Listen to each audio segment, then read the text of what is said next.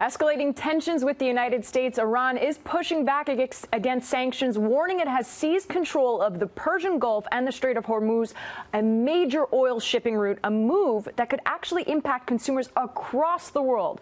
Joining us now to react is retired Army Lieutenant Colonel Daniel Davis. Colonel Davis, thank you so much for joining us today. Let's start with the president of Iran, who has warned in the past, saying that if the U.S. risks the mother of all wars, and now potentially seizing a very important passageway for oil. What do you make of these threats?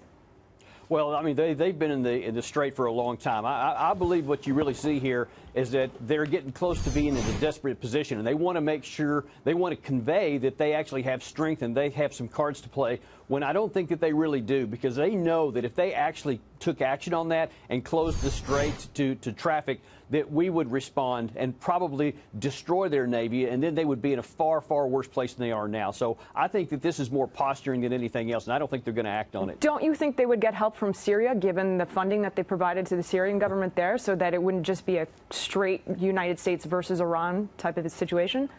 No, I don't, because Syria can't even hardly handle the civil war in their own country, and the last thing they want to do is to put themselves in the crosshairs of the United States, which is exactly what would happen if they came to the military aid of Iran. And just quickly, we have Iran that's going to the UN's highest courts asking for sanctions to be removed from the United States. These sanctions could potentially, or from this highest court, it could be binding but not necessarily enforced. What do you take? What's your take on that? Yeah, again, they're doing everything they can to try to get out of all this pressure that we're putting on them. And I think it's important for us to recognize we don't want to push too hard, because the whole purpose of sanctions is to bring their activities in alignment with what we want to do. And we don't want to push so hard that they actually take military action, which would harm our interests, because the last thing in the world we want is military confrontation with Iran. That does not help our side out. Excellent point to end on. Thank you very much, Lieutenant.